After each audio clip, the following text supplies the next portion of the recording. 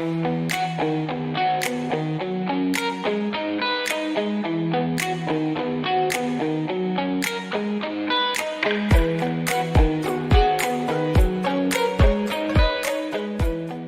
about to go into morning sadhana, and it starts at 5:30 sharp, like where I have guided asanas and we start together. And it's a huge difference from home because I had difficulty managing it time-wise with running my own company. So it's really nice to see what the practices do when you do them regularly.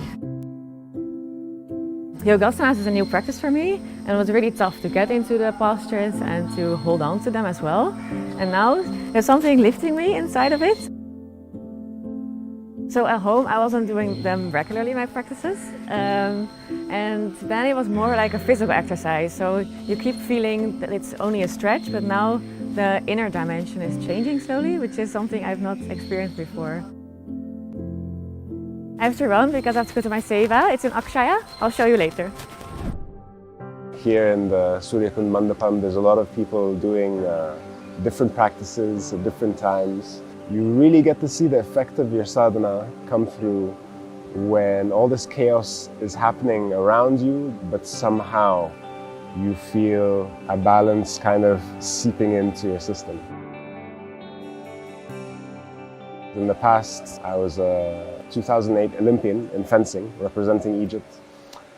And I had this one season where I would lose all my matches just on one point. I would lose 15-14. I was physically capable, I was mentally capable, I had the strategies down, but somehow, for some reason, I kept on losing and I didn't know why.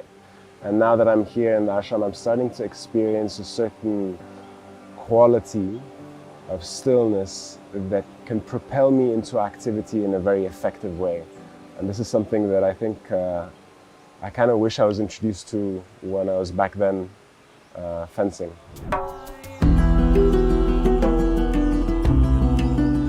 So when I go for pradakshina, a part of me gets deleted. It's like I'm not there. I'm just following the instructions and it's so beautiful. This has made me a very committed person, a very committed individual. I'm very disciplined. I think I'm losing weight because of pradakshina, because I'm walking a lot. So I just finished my morning practices and I'm heading over to the temples.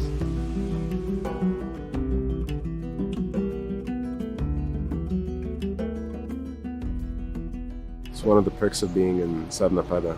You get to spend time in the Dhyanalinga every day. I've never been in a space like this before that does certain things to my body. Once you kind of get a taste of this kind of stillness, you feel like you're melting. It's time for food. I'm pretty hungry. So this is it. This is Akshaya.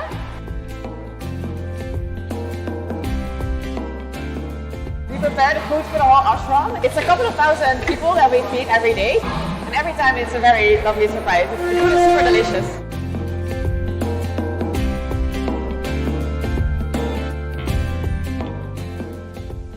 Dining at the Bhiksha Hall offers a very, very unique experience for me.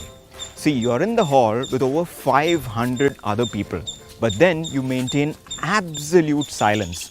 So what that helps you to achieve is absolute focus on the food. Now I'm here for seva, another fun activity of the day. So actually I was doing the same work before back at home, but there was a lot of difference. Here they call it seva because it is like a seva, it's not like work. Back at home it was so difficult for me to even sit for 15 minutes. But still my friends and my family, and I thought that I'm doing the best. I've achieved so much. But within myself, when I used to, just sit all by myself, I knew that something was missing. I was not performing at the peak. But now here the support system, the entire energy, the way we do it, the way we are committed, it just becomes a very beautiful experience. So say hello to the nursery team.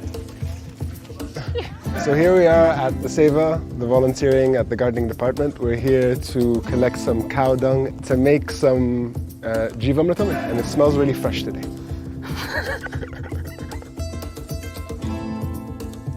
And here are our suppliers.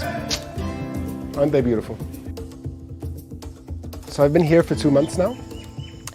And I've done a wide variety of activities here in the nursery in the garden department. It's been very interesting. It's definitely taken me out of my comfort zone.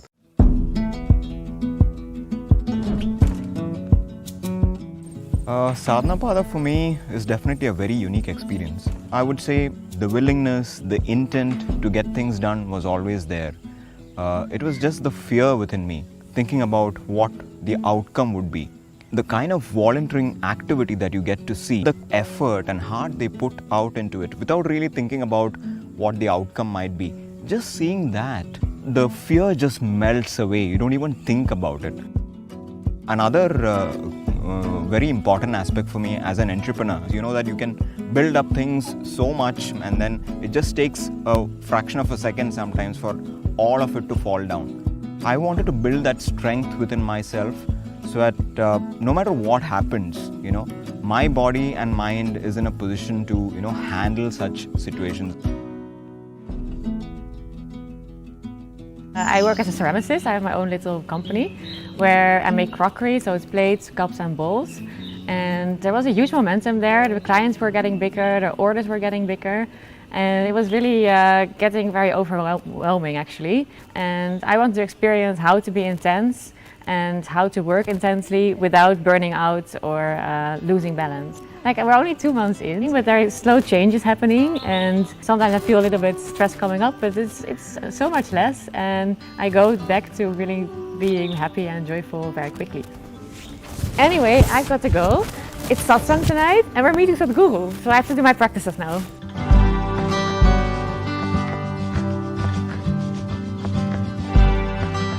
Sadanapada means you are trying to make your body, your mind, your emotion, your energy into powerful tools which will transport you somewhere. This is not about learning this practice or that practice.